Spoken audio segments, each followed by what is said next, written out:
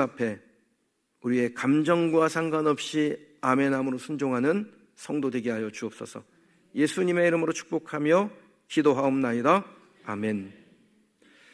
하나님께서 오늘 우리에게 주시는 말씀 보겠습니다. 로마서 3장 1절에서 8절까지 말씀입니다. 신약성경 242쪽입니다. 로마서 3장 1절에서 8절까지 말씀 봉독하겠습니다. 그런즉 유대인의 나음이 무엇이며 할례의 유익이 무엇이냐? 범사에 많으니 우선은 그들이 하나님의 말씀을 맡았음이니라.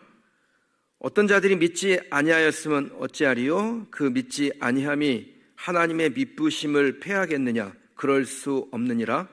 사람은 다 거짓되되 오직 하나님은 참되시다 할지어다. 기록된 바 주께서 주의 말씀에 의롭다함을 얻으시고 판단 받으실 때 이기려 하심이라 함과 같으니라.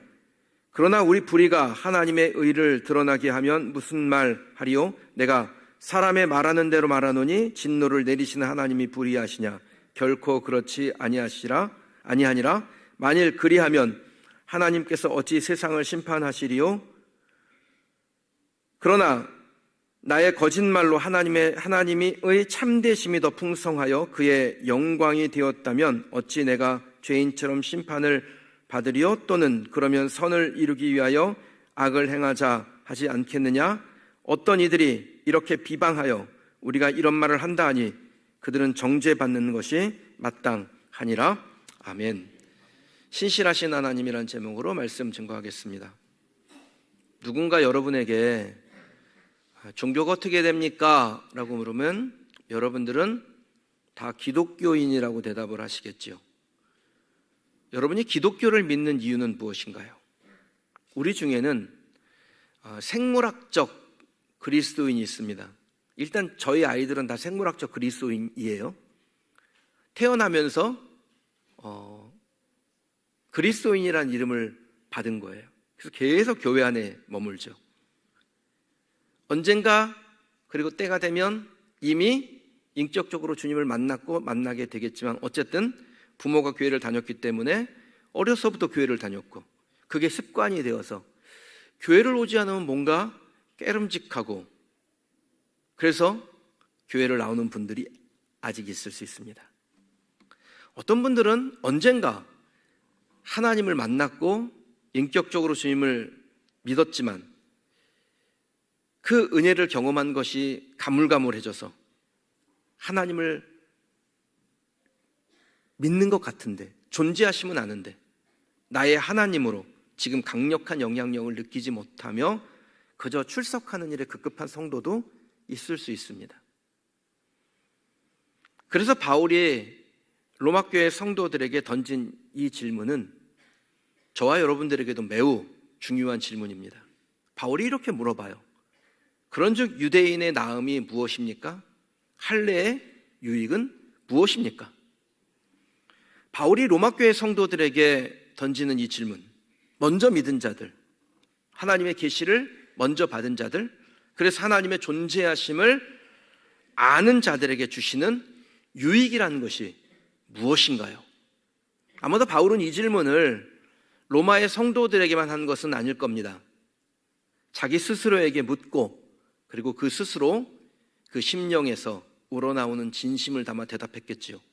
과거의 기독교인들을 핍박했던 바리새인 사울이 예수 그리스도를 인격적으로 만난 사도 바울에게 던진 질문이었습니다. 바울이 이 질문을 스스로에게 던진 이유가 뭘까요? 그의 신앙생활이 혹여 타성에 젖고 매너리즘에 빠져서 종교생활로 변질되는 것을 막고자 함입니다. 동시에 하나님을 믿는다고 하면서 그저 하나님을 아는 수준에 머물고 있는 그리고 그것에 만족해야 하는 이들에게 깨달음을 주기 위함이죠. 왜 나는 신앙생활하는가? 나는 무엇 때문에 신앙생활하고 있는가? 이 질문을 여러분들이 스스로에게 자주 하셔야 됩니다. 그래야 내 현재 수준을 알아요. 이 질문을 안 하면 그냥 교회 와서 1시간 예배 드리고 밥 먹고 사람들하고 이런저런 이야기를 하다가 그렇게 한 주간을 살고 똑같은 일을 반복하게 되거든요. 그래서 나는 왜 신앙생활을 하는가라는 질문을 스스로에게 던짐으로 인해서 내가 지금 어떤 수준에 머물고 있는지, 나의 영적인 상태가 어떤지를 확인할 수 있는 겁니다. 신앙인으로서 존재 이유에 대한 질문이 없이 신앙생활을 하다 보면요, 여러분, 교회가 사교장으로 변하기도 하고 경제적 이익을 얻는 곳이 되기도 하고 세상에서 못한 자아실현을 하려는 장소로 변하기도 하며 심할 때는 시간 낭비하는 곳으로 느껴지기도 합니다. 그래서 신앙의 본질적인 질문을 자주 하셔야 돼요. 나는 구원받은 사람일까? 나의 신앙생활은 지금 나의 삶에 어떠한 의미이며 어떻게 영향력을 주고 있는가? 지난주 중에 제가 장례가 있었어요. 김미아 성도님 그 가정 장례를 다녀오느라고 이제 지방에 갔다 왔는데, 올라오는 길에 동행하셨던 한 성도님이 갑자기 저에게 자기 신상에 대한 이야기를 하시면서 가슴 뛰는, 심장이 박동되는 삶을 살고 싶다, 이렇게 하셨어요.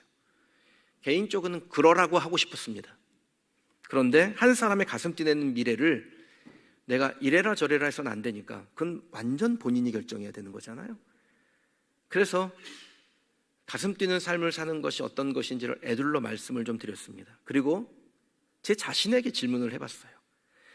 나는 목사의 직을 내 심장을 박동하게 하는 것으로 느끼고 있는가? 나의 미래에 내 심장을 펄떡펄떡 뛰게 할 일은 무엇인가? 사랑하는 성도 여러분, 예수 그리스도는 여러분의 가슴을 뛰게 하는 분입니까? 여러분은 예수를 위해 살 때 그걸 진짜 인생이지라고 여기고 있습니까? 주를 위해서 사는 것을 희생한다고 생각합니까? 아니면 가치 있는 일에 나를 투신한 즐거운 일이라고 생각하십니까? 주를 위한 삶이 가슴 뛰는 일이 아니라면 우리는 진짜 신앙생활을 제대로 하고 있는 것이 아닐 겁니다. 주님을 위해서 사는 삶이 가슴 뛰는 삶이 되지 못하면 신앙생활은 의무적으로 변하게 됩니다. 그런 상태에서는 아마 이 자리에 나오는 것도 그렇게 즐겁지 않을 수 있어요. 여기서 이 즐겁다라는 것은 막 만나서 웃고 떠들고 재미있었다 이런 게 아니라, 내가 정말 가치 있다라고 생각하는 일에 나 자신을 내어 던짐으로 오는 그 만족, 스스로 만족을 자족이라고 표현하죠. 상황 때문이 아니라 주님 때문에 만족하는 그 자족이 저는 저와 여러분들에게, 신앙생활하고자 하는 저와 여러분들에게 있기를 주님의 이름으로 축원합니다. 바울이 빌립보서 4장 11절 이하의 말씀에서 이렇게 자기 고백을 해요. 내가 궁핍함으로 말하는 것이 아니라 어떠한 형편에든지 나는 자족하기를 배웠노니 나는 비천에 처할 줄도 알고 풍부에 처할 줄도 알아. 모든 일 곧 배부름과 배고픔과 풍부와 궁핍에도 처할 줄 아는 일체의 비결을 배웠노라. 바울은 자족했습니다. 이는 물질적인 체험이 있어서가 아니라 주님을 위해 사는 삶이 얼마나 가치 있는 일인지를 발견했기에 주님 한 분만으로 만족했다라는 고백인 것이죠. 그리고 그런 삶을 사는 것을 신앙생활한다라고 하는 겁니다. 교회 생활은 신앙생활이지만 신앙생활은 교회 생활이 아니라는 거예요. 교회 생활하는 분들 신앙생활을 할 수 있어요. 그 교회 생활하는 분들 중에서. 그런데 신앙생활하는 것이 교회 생활은 아니라는 겁니다. 더 깊은 의미가 있는 거죠. 신앙생활을 한다는 것은. 오늘 본문은 먼저 믿은 이들에게 던지는 신앙의 가장 근본적인 질문입니다. 여기에 다 대답하셔야 돼요. 나는 신앙생활하고 있는가? 말씀 앞에서 나 자신을 살피고 내 현재 상황을 정확하게 꿰뚫어 봐야 됩니다. 그래야 하나님 앞에서 내 현재의 상태를 알게 되고 앞으로 어떻게 살아야 되는지를 정리하실 수 있는 겁니다. 여러분 스스로에게 던지는 질문이라고 생각하시고 1절을 같이 읽어보겠습니다. 그런즉 유대인의 나음이 무엇이며 할례의 유익이 무엇이냐? 유대인과 이방인을 비교하면서 왜 이 유대인들에게 종교적인 의식, 할례의 그 형식을 주셨는데 그 형식이 유대인들에게 주신 그 의미, 그 안에 담겨진 유익, 그것이 무엇인지를 물어보는 거예요. 그래야 스스로 확인할 수 있을 거 아니에요. 그러니까 2장하고 연결해서 말씀을 보면요, 형식으로만 갖고 있는, 그리고 말씀대로 살지 않는 유대인들과 도덕적으로 살아가는데 말씀이 없는 그 이방인들을 비교할 때 유대인들에게 할례라는 하나님의 백성의 인침이라는 그 표식을 주신 유익이 도대체 무엇이냐라고 묻는 거예요. 지금으로 말하면 말씀의 지식을 가지고 있고 교회에서 직분을 받고 있고 교회에서 여러 가지 봉사의 일을 하고 그래도 내가 신앙생활이라고 이름할 수 있는 것들을 하는 것, 그 사람에게 하나님께서 주신 그 유익이 무엇인지를 묻는 겁니다. 여러분, 이 질문 어떻게 대답하시겠습니까? 그 답을 찾기 위해서 2절을 같이 한번 읽어보시겠습니다. 범사에 많으니 우선은 그들이 하나님의 말씀을 맡았음이니라. 아멘. 범사에 많아요. 먼저 부르심 받은 사람에게 주신 유익이요. 근데 그 중에서 특히 하나님의 말씀을 알고 그 말씀을 맡아서 그 말씀을 전하는 통로가 되는 것, 그건 큰 유익이라는 겁니다. 이 의미는 그 당시에 유대인들은 율법에 대해서 이방인들보다 더 많이 알았기 때문에 그 자체가 그들의 영성에 유익이 된다라는 겁니다. 먼저 주신 그 율법의 말씀을 통해서 뭘 깨달아요? 자기의 죄를 깨닫게 되죠. 그게 율법의 기능이거든요. 그 율법의 말씀을 통해서 내 양심의 찔림을 얻고 하나님께 돌이킬 수 있으니 영성의 유익이 되지요. 여러분들이 매주일마다 와서 설교를 들으면 제가 이렇게 여러분들에게 아주 이렇게 온화한 얼굴로 조곤조곤하게 여러분들 조금 잘못한 거 있습니다라고 성경 말씀을 근거로 여러분들에게 죄를 지적할 때가 있죠. 그럼 그거를 들으면서 아 그래, 내가 좀 하나님 앞에 온전함을 위해서 돌이켜야겠구나, 그렇게 마음에 깨달음을 얻습니다. 유익이잖아요. 그런데 이 예배 오지 못한 사람은 아예 듣지를 못하니까 그런 유익을 받지 못했다라는 거예요. 마치 이런 겁니다. 여러분들이 무언가를 결정하려고 하는데 그 결정이 이게 법에 어긋나는 것인지 아닌지를 일단 살피지 않겠어요? 만약에 이걸 법에 어긋나는 것이라고 생각한다면 아마 여러분 그 일을 하지 않으려고 할 겁니다. 주저하겠죠. 근데 아예 법을 몰라요. 그게 죄가 됐는지조차를 몰라요. 그럼 아무 꺼리낌 없이 그 일을 행할 겁니다. 그러니까 율법의 기능이라는 것은 마치 엑스레이와 같아요. 엑스레이 찍어보면 내 몸에 무슨 문제가 생겼는지를 알 수가 있죠. 유대인들이 그런 특권을 얻었다라는 겁니다. 하나님 말씀을 먼저 맡았기 때문에 이방인들보다 더 명확하게 자기의 죄를 진단할 수 있고 율법이라는 장치를 통해서 하나님께로 돌이킬 수 있는 유익함이 있다라는 겁니다. 근데 여러분 보세요. 이 엑스레이라는 것은 치료하는 장치는 아닙니다. 뼈가 부러졌는데 엑스레이를 하면 100번 찍었다고 할게요. 그럼 뼈가 붙습니까? 그렇진 않잖아요. 엑스레이는 단지 무엇이 문제인지를 알게 해줍니다. 율법이라는 것은 죄를 깨닫게 해요. 아주 좋은 기능이에요. 그런데 율법으로는 죄의 문제를 해결할 수가 없어요.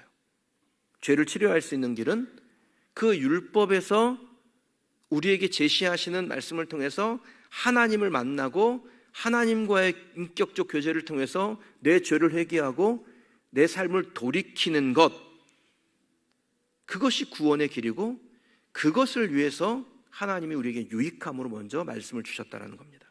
자, 다음 주에 성찬을 우리가 받게 될 겁니다. 성찬이 주는 유익이 뭡니까? 성찬에 참여한다 그래서 그 자체가 우리를 뭐 어떻게 합니까? 그런데 그 성찬에 참여할 때 그 성찬이라는 하나의 과정을 통해서 예수님의 찢어주신 몸을 경험하는 거예요. 여러분들이 해줄 땐 다 잘라서 주지만 원래는 그 빵을 찢었거든요. 그러니까 그 빵을 찢을 때 예수님의 살이 찢겨진다라는 것을 깨닫게 되는 겁니다. 예수님의 십자가에서 흘리신 그 붉은 피, 그것을 상징하는 포도주를 대할 때 그 예수님의 죄사함의 붉은 피를 촉감하는, 감각적으로 느낌으로 인해서 그것이 예수님과 연합하는 그러한 결정을 하게 하는 좋은 도구가 돼요. 그래서 성찬은 은혜의 방편이라고 한 겁니다. 은혜를 받게 하는 통로라는 거예요. 여러분 세례교육 받을 때 다 배운 내용입니다. 그런데 율법이나 성찬이나 예배나 주를 위해 봉사에 이와 같은 유익이 있는데 그 유익에 대해서 감사하며 그 유익을 더 얻고자 하는 간절함이 없다면 습관적으로 수동적으로 타성에 젖어서 그냥 그 유익함을 참된 것으로 만들지 못한다면 하나님이 우리에게 주신 유익함은 종교적인 장식품에 불과하다는 겁니다. 그렇게 신앙생활을 종교적인 장식으로 만들어버리면 은혜는커녕 마귀에게 눌린 삶을 살게 되는 거예요.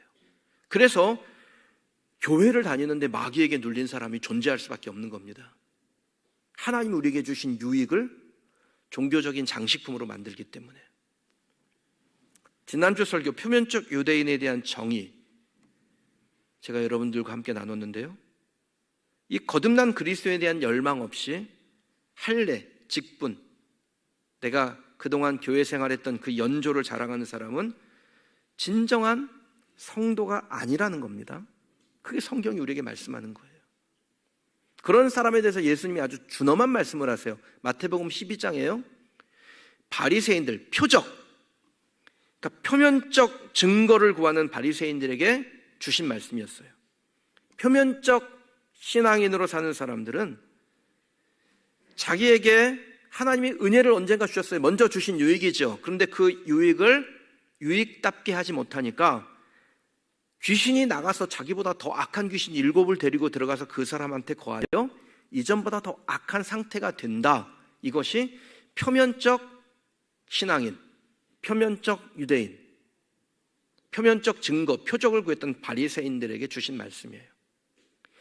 여러분, 이 표면적 신앙인의 상태가 되면요, 뭐 언젠가 은혜를 받았으면 그 귀신이 나갔겠죠. 그런데 그 사람은 어떻게 그 신앙생활을 하냐면 청소하고 수리된 상태로 만들어둡니다. 청소되고 수리되었다라는 것을 마태복음 12장 이 내용이 나오는데 헬라어 본문에는 케코스 메메논이라는 단어를 써요. 이게 무슨 말이냐면 정돈되고 장식했다라는 뜻입니다. 그러니까 예수님이 이 말씀을 하신 것은요, 이 사람이 말씀을 받기는 했는데 참된 영적 변화가 없는 상태에서 그냥 종교적인 형식, 종교적인 전통, 직분이나 연조 같은 것으로 표면적으로 장식이 되어 있다라는 거고, 그 결과로 이 사람의 형편이 어떻게 됐는지를 말씀해 주세요. 그게 마태복음 12장 45절에 나오는 말씀입니다. 같이 읽어보실래요? 저보다 더 악한 귀신 7을 데리고 들어가서 거하니 그 사람의 나중 형편이 전보다 더욱 심하게 되느니라. 전보다 더 심하게 되느니라. 교회 생활 하는데 전보다 더 심하게 돼요. 왜요? 하나님께서 우리에게 주시는 이 유익으로 만들지 못하고 그것을 그저 종교적인 장식으로 바꾸어 버렸으니까요. 사랑하는 성도 여러분, 저와 여러분에게는 먼저 믿은 자의 유익함이 있습니다. 그런데 혹시 그것을 그저 종교적 장식품으로 사용하고 있지는 않습니까? 주님의 영광을 위해서 주신 거룩한 직분이, 봉사의 직이, 섬김의 일이 돈벌이 수단으로 전락하거나 사회적 지위처럼 변질되지는 않냐라는 거예요. 우리 교회 건축할 때요, 제가 교회 대표자니까 비즈니스 하는 사람들이 저를 많이 찾아왔어요. 와서 이렇게 명함을 건넵니다. 땡땡전자, XX 선구사, 세모세모, 음향, 뭐 이런 분들이 와서 명함을 많이 건넸어요. 심지어는 이 이자를 싸게 해준다고 은행원도 아닌데 막 와가지고 명함을 주고 그래서 이걸 금융브로커라 그러잖아요. 이런 사람도 오더라고요. 근데 이 사람들이 명함을 딱 건넸는데 보니까요, 그 회사에 그 직이 있을 거 아닙니까? 어떤 분은 뭐 부장이든 뭐 이사든 대표든 직이 있는데 그렇게 되어 있지 않고 장로, 안수집사, 권사 이렇게 명함에 바뀌어서 저한테 그걸 건네주는 거예요. 심지어 금융 브로커 중에는 목사도 있었어요. 그 이제 이해가 안 됐어요. 아니 왜 사업을 하러 와서 자기가 이런 교회의 직분을 가졌다라는 것을 내세울까? 직분을 경제적인 수단으로 삼으려는 행동이 아닌가요? 제가 너무 예민하게 본 겁니까? 그러면 하나님께서 장로의 직을, 대표적으로 장로라고 지금 표현한 거예요. 그 장로의 직을 왜 주셨을까요? 베드로전서 5장 1절입니다. 너희 중 장로들에게 권하노니 나는 함께 장로된 자요 그리스도의 고난의 증인이요 나타날 영광에 참여할 자니라. 그리스도의 고난의 증인이 되라고, 그래서 장차 나타날 영광에 참여하라고 직분을 주신 겁니다. 그러니까 혹시 여러분 중에 지금 여기 해당되는 분이 계실지 모르겠어요. 지금 사업하는데 땡땡 산업 무슨 누구누구 안수집사 이렇게 해서 명함을 주시려고 하잖아요. 그러면 마진 없이 하시려면 그렇게 하세요. 왜냐하면 그리스도의 고난의 증인이 되고 장차 나타난 하나님의 영광을 위해서 사업을 하겠다는 거 아니에요? 그러니까 목사가 된다라는 것, 장로가 된다라는 것, 직분을 받는 것, 하나님의 은혜를 주실 때 그 은혜를 얻는다는 것은 비즈니스를 위함이, 즉 나의 유익을 추구함이 아니라는 겁니다. 누구를 위함이에요? 그리스도를 위함이에요. 죄송한 얘기지만요, 그래도 제가 우리 교회가 속한 노예는 진짜 괜찮아요. 그런데 어떤 노예 가면요, 그럼 어떤 목사님, 일부 목사님들이겠죠. 그 교단에 매년 총회가 열리는데 그 총회의 총대, 그러니까 대표, 총회의 대표로 가는 것에 뽑히는 것을 아주 사명처럼 여기는 분이 있어요. 그래서 그게 안 되면은 막 노예를 쪼개가지고 어떻게든지 자기 세력을 모아서 그걸 가려고 그래요. 아니 가가지고 한마디도 못하고 일주일 있다가 오는 데서 뭐 하려고 그걸 그렇게 가려고 애를 쓰나 모르겠어요. 그러니까 그리스도의 고난을 위하여 하나님의 영광을 위하여가 아닌 거예요. 그거는 봉사를 하기 위해서 가는 거죠. 그러니까 우리가 하나님으로부터 어떤 직을 받는다라고 할 때 그 직은 개인의 영광을 위함이 아닙니다. 하나님의 영광을 위하여, 그리스도의 고난의 증인이 되기 위하여 그 직을 받는 거죠. 봉사요, 헌신이요, 주를 위해 사는 삶이요. 여러분 이걸 희생이라고 생각하십니까? 내가 주님을 위해서 희생했어, 남들보다 더 많이 헌금했고 남들보다 더 많이 시간적으로 봉사했고 모범을 보이기 위해서 절제하는 삶을 살았는데 이걸 희생이라고 생각하세요? 아니요, 이건 우리에게 주신 유익이죠. 먼저 하나님 앞에 헌신하고 먼저 하나님 앞에 봉사하고 먼저 하나님 앞에 모범을 보인 이들에게 하나님께서 먼저 주신 유익이라는 겁니다. 그것을 통해서 그리스도와 연결되고 하나님의 영광을 나타내는 일에 먼저 쓰임을 받았기 때문이죠. 그런데 그 은혜를 모르면 표면적 유대인으로 살아가게 되는 거예요. 어떤 분이 죽기 직전에 예수를 믿고 구원받아 천국에 가셨습니다. 이분은 행운아인가요? 제가 이거 직접 들었거든요. 장례식에서 들었어요. 참 저 사람 복도 많네. 평생 자기가 하고 싶은 거 다 하고 살다가 마지막 죽는 순간 예수 믿고 천국 갔네. 여러분 이런 삶을 진짜 복이라고 생각하십니까? 저는 아니라고 생각합니다. 왜냐하면 예수 그리스도를 위해서 살아본 단 한 번의 추억도 없이 평생 자기만 위해서 살다가 천국 갔잖아요. 그게 행운이에요? 주님을 위해서 살아본 적이 없는데, 이 땅에서 우리 하나님께서 우리에게 주신 그 유익을 한 번도 누려본 적도 없이 구원받는 것이 뭐 부러운 일이겠습니까? 사랑하는 성도 여러분, 여러분은 구원받고 천국 가실 겁니다. 꼭 그렇게 되길 바랍니다. 다만 천국에 가시되 주님을 위해서 살아본 아름다운 추억들을 많이 경험하고 천국에서 예수님과 만나서 그 주님을 위해서 살았던 아름다운 경험들, 추억들을 예수님과 정말 행복하게 대화를 나눌 수 있는 멋있는 인생을 살다가 천국 가시길 바랍니다. 주님을 위해서 사는 것을 희생으로 여기지 않고 행복한 순간으로 여기고 살다가 주님 부르시거든 미련 없이 연장치료 이런 거 하지 마시고요. 주님을 위해서 미련 없이 천국 가는 저와 여러분 되시길 주님의 이름으로 축원합니다. 근데 꽤 많은 성도들이요, 주신 유익함을 무거운 짐으로 여기거나 가치 없는 것으로 여기는 분들이 계세요.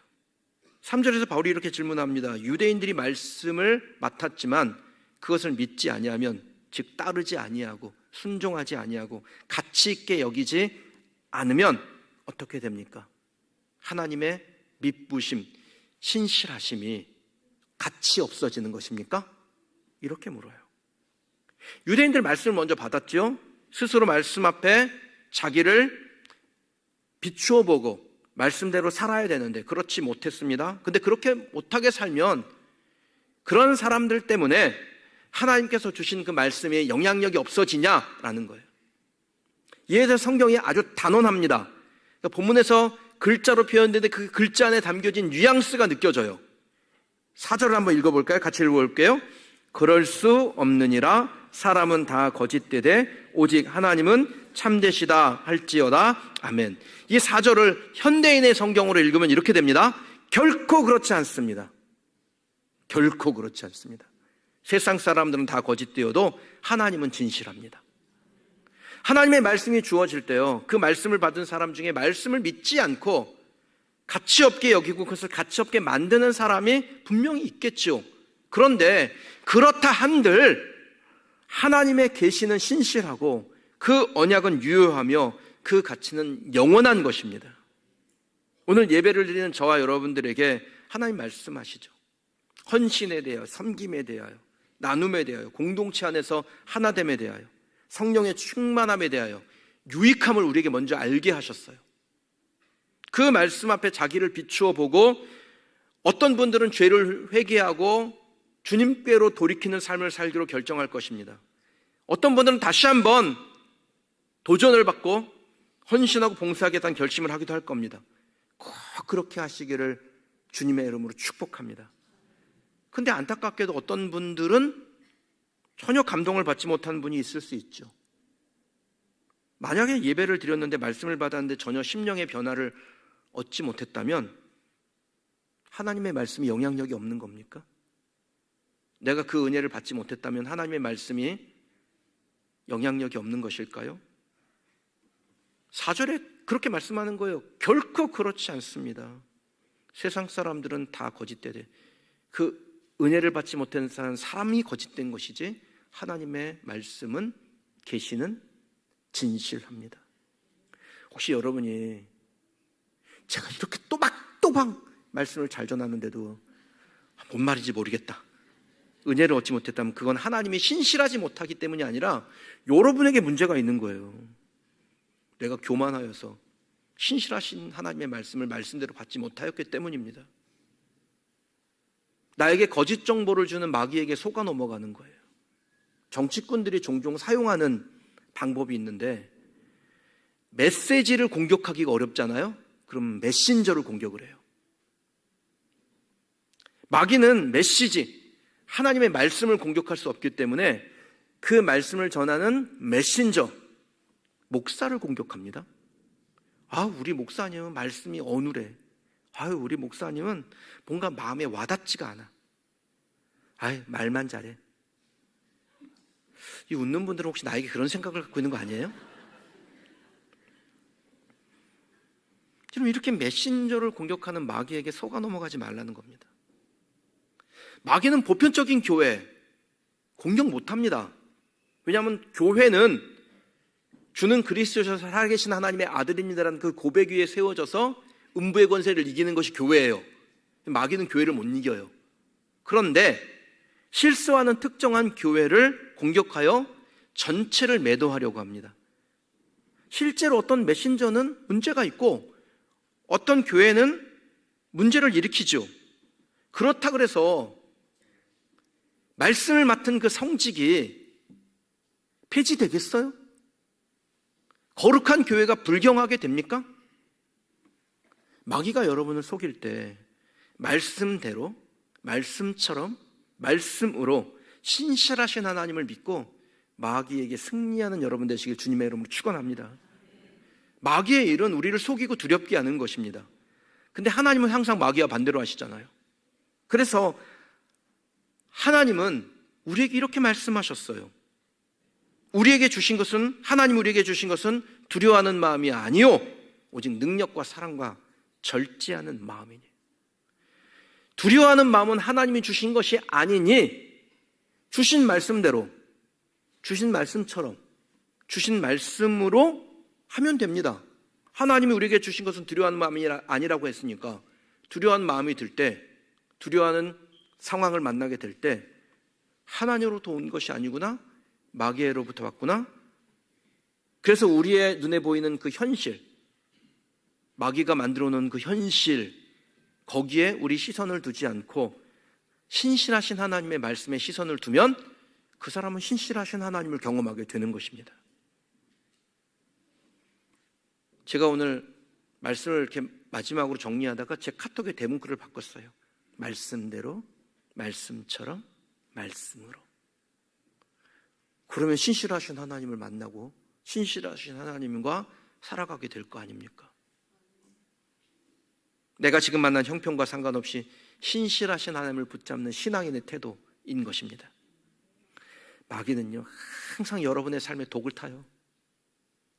마귀는 하나님도 정말 쉼없이 일하시지만 마귀도 쉼없이 일합니다. 부정적인 생각을 넣어주고 근심의 마음을 심어주고 그 마음에 미움의 씨앗을 심고 뭔가 잘못되고 있다라는 자의적 판단을 하게 하고 결국 우리를 넘어지게 하려고 합니다. 그런데 신실하신 하나님을 믿으면 우리의 생각이 바뀌어요. 내가 어떤 형편을 만나든 어떤 상황으로 전개될 것 같은 느낌적 느낌을 받든 간에 하나님은 신실하시다면 그 신실하신 하나님은 선하시고 선하신 하나님이라면 내 삶을 선하게 인도하신다. 사랑하는 성도 여러분, 하나님은 선하십니다. 그리고 여기에 신실하셔요. 내 형편과 상관없이 하나님은 신실하시고 앞으로도 여전히 신실하실 줄 믿습니다. 그게 믿는 자에게 주신 은혜예요. 우리에게 주신 유익함을 지켜가는 겁니다. 주신 말씀처럼, 주신 말씀대로, 주신 말씀으로 하나님을 바라보는 것. 주어진 환경 따라, 주어진 상황처럼, 주어진 처지대로가 아니라 주신 말씀대로, 주신 말씀처럼, 주신 말씀으로 하나님을 보는 것. 그게 신앙인의 태도라는 겁니다. 그런 사람이 먼저 주신 유익을 지키는 겁니다. 이런 결정이 우리에게서 일어나지 않으면 어떻게 될까요? 성경은 하나님의 심판이 온다라고 경고하죠. 우리가 신실하신 하나님을 믿지 못했다고 해서 하나님의 신실하심이 사라지는 것이 아니라 오히려 하나님의 의를 드러낸다라고 성경은 말씀합니다. 그러니까 우리가 하나님을 신뢰해도 신뢰하지 못해도 하나님의 신실하신 역사는 우리와 상관없이 그냥 진행이 돼요. 불신하는 이들이 있음에도 심판이 미뤄지는 것은 오히려 하나님이 인내하시고 신실하시다라는 하나님의 성품을 보여주는 것입니다. 여러분, 말썽 막 피우고 정말 어디서 저런 게 나왔나 싶은 그런 부모님 여러분이 아니길 바랍니다만, 그런 부모님이 있다고 칠게요. 근데 그 부모님이 끝까지 자기 아이를 포기하지 않고 기다리고 인내하고 어떻게든지 바르게 돌이키려고 해요. 그럼 우리가 그런 부모님을 보고 뭐라고 그럽니까? 아, 그 부모 참 신실하네, 이럴 거 아니에요. 하나님이 지금 그렇게 계시다라는 거예요. 우리가 말씀을 어기고 불신앙으로 자꾸 삐딱선을 타도요, 여전히 하나님은 우리를 기다리고 계시며 신실하심을 드러내신다라는 거예요. 사랑하는 성도 여러분, 여러분이 하나님은 신실하시다라고 할 때 아마 좋은 의미로 생각하실 거예요. 하나님은 우리에게 약속한 대로 행하시고 우리를 가장 선하게 인도하신다, 뭐 이런 의미로 여러분 받아들이시죠. 그런데 하나님의 신실하심은 그 부분만 있는 게 아닙니다. 심판의 영역에서도 신실해요. 이 불의하고 패역한 세상을 지금 심판하지 아니하고 기다리고 계시는 하나님, 그것만 보지 마세요. 하나님은 개인과 공동체와 이 지구 온 역사에 대해서 심판하실 건데 신실하게 하십니다. 때가 되면 신실하신 심판이 이루어진다는 거예요. 초대교회 교부였던 터툴리안이요, 하나님의 심판은 큰 연자맷돌과 같다. 이 연자맷돌은 아주 천천히 돌아가기 때문에 소리가 없지만 모든 것을 매우 보드랍게 갈아버린다, 이렇게 말했습니다. 하나님의 심판의 연자맷돌은 너무나 크고 정교해서 천천히 돌아가기 때문에 우리 눈에 보이지 않는데, 우리 눈에 보이지 않고 우리에게 들리지 않는다고 해서 그 심판이 사라지거나 멈춘 것은 아니라는 겁니다. 마치 이런 것 같아요. 지구가 자전하지요. 공전합니다. 그런데 그 지구가 자전하는 그 속도가 얼마나 빠르냐면요, 1초에 460m를 가는 속도로 회전을 해요. 하루에 4075km를 회전해 갑니다. 근데 그렇게 빠른 속도로 회전을 하는데 이게 이제 전진하는 거잖아요. 그런데 왜 우리가 그것을 감지하지 못하느냐? 그 자전하는 이 속도에 의해서 나오는 이 소리가 어마어마한데 왜 우리가 못 듣느냐? 인간의 가청 범위가 제한적이에요. 만약에 인간의 가청 범위를 넓혀서 이 자전의 소리를 듣게 하시잖아요, 하나님이. 그러면 여러분과 저는 계속 귀뚜라미를 양쪽 귀에 다물고 살아야 돼요. 심판의 맷돌이 너무나 거대하고 웅장하기 때문에 우리가 보지 못하고 듣지 못하는 것이지 없거나 멈춘 것은 아니라는 겁니다. 심판이 더디다면요, 터툴리안이 말한 대로 더 곱게 갈아버리고 빻는 거예요. 성경 참 오묘한 말씀이에요. 제가 지금 드린 말씀을 성경이 그대로 표현한 구절이 있어요. 시편 37편 9절에서 10절인데요.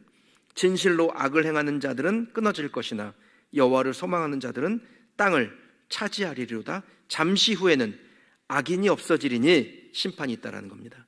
내가 그것을 자세히 살필지라도 없으리라. 보이지 않는다라는 거예요. 얼마나 곱게 갈아놨는지. 자세히 살펴도 보이지 않을 것이다. 하나님은 우리의 삶에 행하시는 의에도 패역한 세상을 향한 심판에도 신실하십니다. 하나님의 신실은 영원할 거예요. 화려한 꽃은 시들어버리고 세월이 아무리 흘러가도 주님의 신실하심은 여전합니다. 무엇보다 우리를 향한 하나님의 그 사랑이 영원한, 신실한 영원한 것이며, 악을 심판함에 대해서도 하나님의 신실하심은 끝이 없으십니다. 신실하신 하나님을 저와 여러분들이 온전히 믿고, 하나님은 선하시다, 선하신 하나님은 내 삶에 하나님의 신실하심을 보이실 것이다, 그렇게 하나님을 신실하게 믿는 우리 성도들이 되시길 주님의 이름으로 축원합니다. 신실하신 하나님을 신실하게 믿고 우리에게 먼저 주신 유익을 낭비하지 않으며 언제가 심판대 앞에 설 때 칭찬 듣는 성도들이 되시기를 주님의 이름으로 축원합니다. 여러분과 함께 찬양 두 곡을 함께 나누려고 해요. 하나님의 신실하심을 찬양하는 거예요.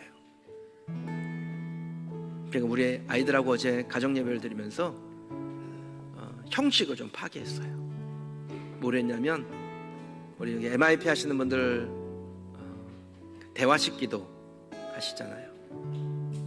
기도 끝나면 아멘, 예 그렇습니다, 아멘 그렇습니다 하나님, 그렇게 하고 기도를 이어가시는 거를 우리 아이들하고 같이 함께 기도하면서 제가 그런 얘기를 했어요. 기도 안에 무엇이 담겨야 되냐면, 하나님 나 힘들어요, 하나님 나 이것 주세요, 나 이거 부족해요, 이게 아니라 하나님의 위대하심을 찬양하는 거예요.